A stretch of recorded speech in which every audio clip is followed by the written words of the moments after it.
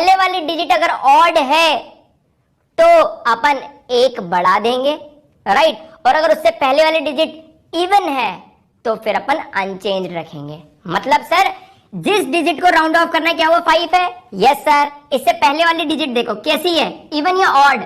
Odd number तो आ जाएगा 12.4, बढ़ा दो इसको 1 से, 3 को बढ़ाओ 1 से, कितना 4 हो जाएगा ना, तो 12.4। राउंड ऑफ किसको करना है? अगेन 5 को करना है, ये अपने को सवाल में बोला गया है। तो भाई इससे पहले वाली डिजिट देखो, इससे पहले डिजिट कितनी है? 6। क्या ये इवन नंबर है? यस, तो अनचेंज, अनचेंज मतलब 12.6 ही आंसर आएगा। बात समझ में आ गई? तो ये अपना क्या था? Rule number 3। ये रूल नंबर 3 मैंने यही लिखा हुआ है। बात क्लियर है सभी को? अब अपने को जैसे सवाल में गिवन है, देखो round off up to 4 significant figures, अपने को इन चारों को राउंड ऑफ करना है। कहां तक? 4 सिग्निफिकेंट फिगर तक राउंड ऑफ करना है, राइट। एक ही डिजिट को अगर राउंड ऑफ करना है तो 5 से कंपेयर करते हैं, 2 डिजिट को करना हो तो 50 से कंपेयर करेंगे, 3 डिजिट को करना हो तो 500 से कंपेयर कर देंगे यार। समझ गए ना? तो ऐसा कोई जरूरी नहीं कि 5 से कंपेयर करो, देखना पड़ेगा कि आपको कितने सिग्निफिकेंट फिगर तक आंसर चाहिए। जैसे समझना मेरी बात को कि अपने को 4 सिग्निफिकेंट फिगर तक आंसर चाहिए, यानी कि इसको राउंड ऑफ करना पड़ेगा। यानी कि अब 9 को आपको हटाना है, तो देखो 9 से मतलब 5 से बड़ा है या छोटा है? 5 से बड़ा है तो जो प्रेसिडेंट डिजिट है उस पर 1 बढ़ जाएगा, तो आंसर क्या हो जाएगा बोलो?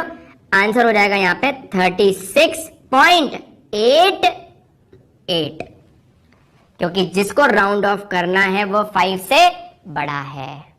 ठीक है, अगले वाले में देखें तो अगले वाले में भी वही 4 सिग्निफिकेंट फिगर तक आंसर करना है, 4 सिग्निफिकेंट फिगर तक आंसर करना है, यानी कि 4 को राउंड ऑफ करना पड़ेगा। 4 5 से छोटा है तो अनचेंज, यानी कि आंसर क्या आएगा? 1.008।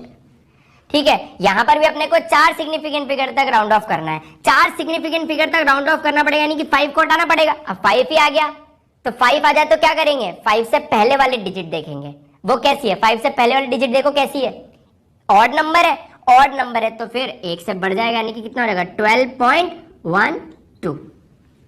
क्या आ जाएगा ये? 12.12 आ जाएगा। इस वाले के अंदर हमें अगेन 4 सिग्निफिकेंट फिगर तक आंसर करना है, यानी कि जो राउंड ऑफ करना है वो हमें 51 को राउंड ऑफ करना है। किसको राउंड ऑफ करना पड़ेगा? 51 को। तो अब कंपेयर किससे करोगे? 5 से नहीं, 50 से कंपेयर करेंगे। 2 डिजिट तो 50 से कंपेयर करो जिनको राउंड ऑफ करना है, तो 50 से कंपेयर करें तो यहां पर हमें पता है कि 51 इज ग्रेटर देन 50, राइट। तो वही वाला प्रोसीजर रहेगा कि 5 से बड़ा होता है तो 1 बढ़ जाता है ना, यहां पर भी 51 50 से बड़ा है तो यहां भी 1 से बढ़ जाएगा। तो यहां आंसर अगर पूछे तो क्या लिखेंगे बोलो? 11.13। समझ गए? क्या आ जाएगा? 11.13।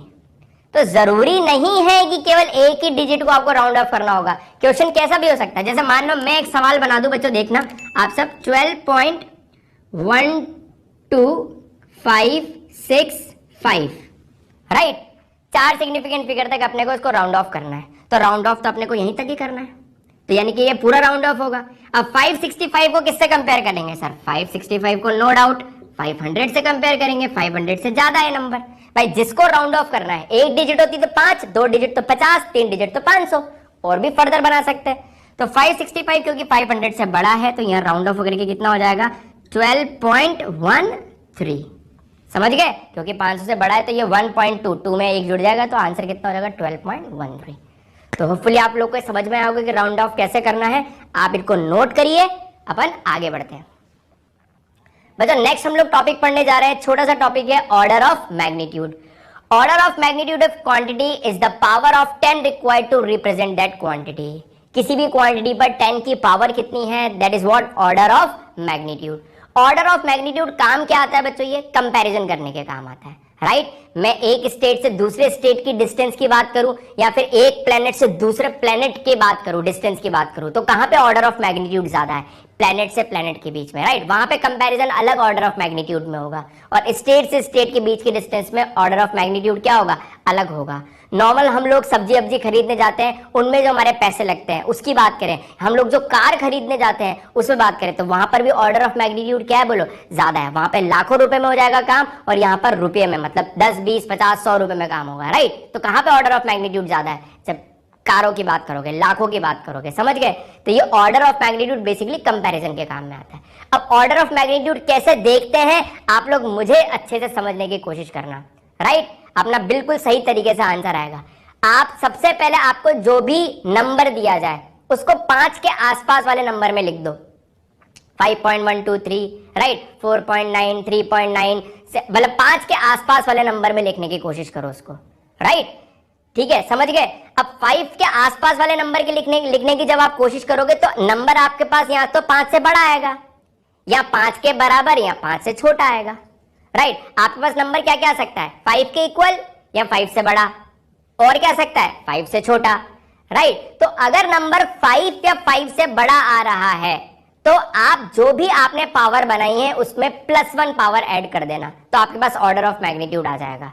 और अगर नंबर 5 से छोटा है तो जो भी पावर आ रही है, जो भी पावर आपने लिखी है उसको ऐसा बनाने के लिए वही आपका ऑर्डर ऑफ मैग्नीट्यूड होगा। क्या बोला सर आपने, ये समझ नहीं आया? इसको क्वेश्चन के थ्रू बच्चों समझने की कोशिश करते हैं। जैसे 49, तो मैंने क्या बोला, जो भी नंबर आपको दे रखा हो उसको 5 के आसपास बनाने की कोशिश करिए। तो इसको मैं ऐसा लिख सकता हूं क्या, समझना सब बच्चे, 4.9 इंटू 10 टू द पावर 1 लिख सकते हैं बच्चों ऐसा, 4.9 इंटू 10 टू पावर 1। इसको 5 जैसा बनाने के लिए 10 की पावर 1 लिखना पड़ेगा यहाँ पे, इतना सबको समझ आता होगा। अब चेक करो ये 4.9 5 से बड़ा है या 5 से छोटा है, तो 5 से छोटा है। तो ऑर्डर ऑफ मैग्नीट्यूड अगर यहां पर पूछा जाएगा, यहां पर अगर आपसे ऑर्डर ऑफ मैग्नीट्यूड की बात करें तो ऑर्डर ऑफ मैग्नीट्यूड आप क्या बोलोगे, 1 एज इट इज, जो भी पावर है वही बोलोगे आंसर। समझ गए?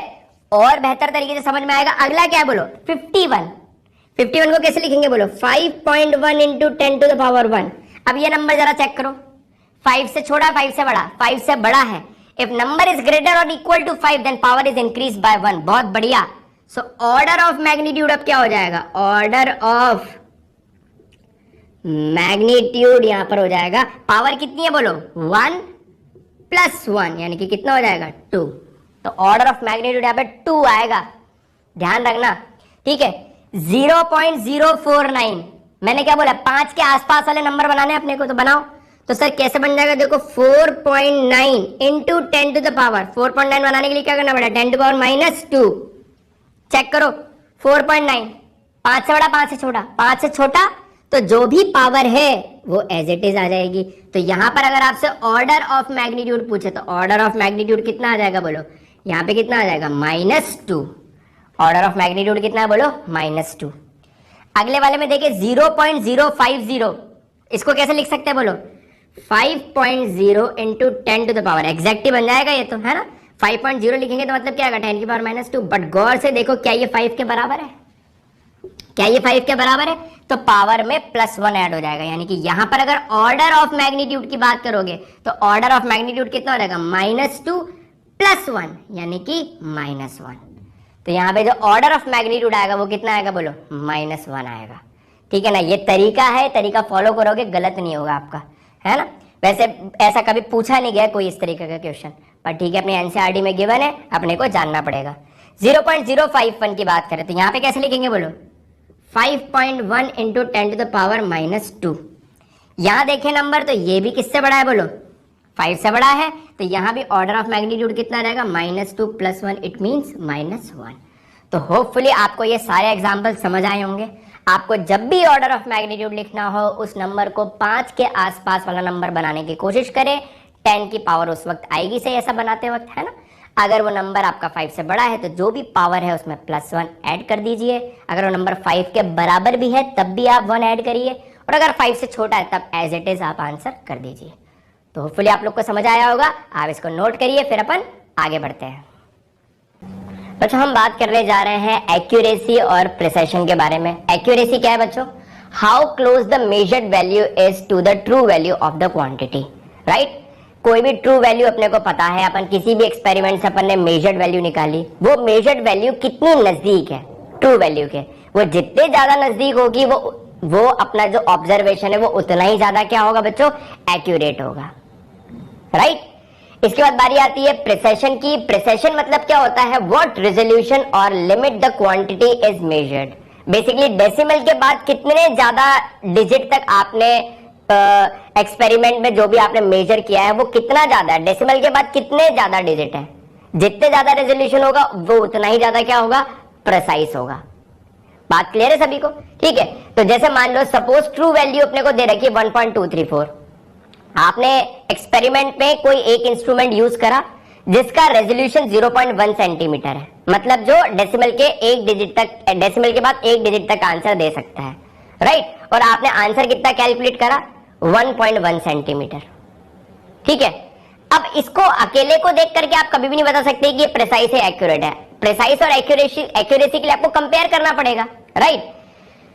एक और एक्सपेरिमेंट वही एक्सपेरिमेंट आपने किया और इंस्ट्रूमेंट दूसरा यूज करा जिसका रेजोल्यूशन कितना है? 0.01 सेंटीमीटर, यानी कि डेसिमल के बाद 2 डिजिट तक का इसका रेजोल्यूशन है, ज्यादा इसका रेजोल्यूशन। ठीक है, और आपने मेजर्ड वैल्यू कितनी निकाली है? 1.53। अब दोनों को कंपेयर करो, इसको और इसको, कौन सी ट्रू वैल्यू के नजदीक है? बोलो।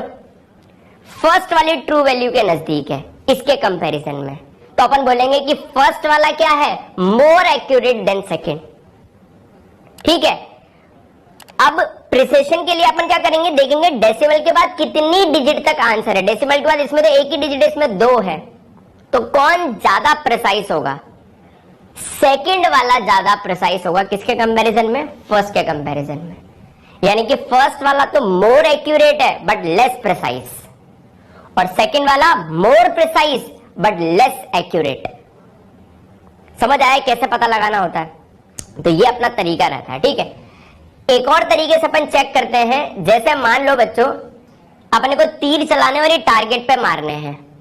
ठीक है, टारगेट पे लग गया तो बिल्कुल एक्यूरेट है सर।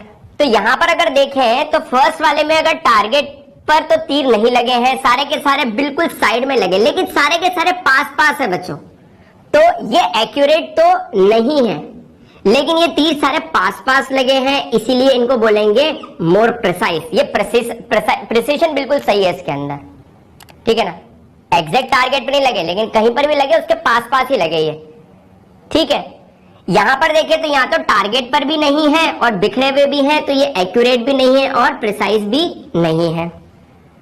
यहां पर देखें तो सारे तीर ही टारगेट पे लगे हुए हैं। ठीक है, पास पास भी हैं, प्रिसाइज भी है। तो इस तरीके के अगर सवाल आते तो अपन इस तरीके से चेक करते, जो मैंने तरीका सिखाया आपको कि किस तरीके से एक्यूरेसी तो अपने को पता ही है, टारगेट पे लगा तो एक्यूरेट है, टारगेट के कितना नजदीक है, एक्यूरेट है। प्रिसिशन के लिए अपन को देखना पड़ेगा कि जितने भी अपन ने ऑब्जर्वेशन लिए हैं वो ऑब्जर्वेशन खुद आपस में पास पास है क्या।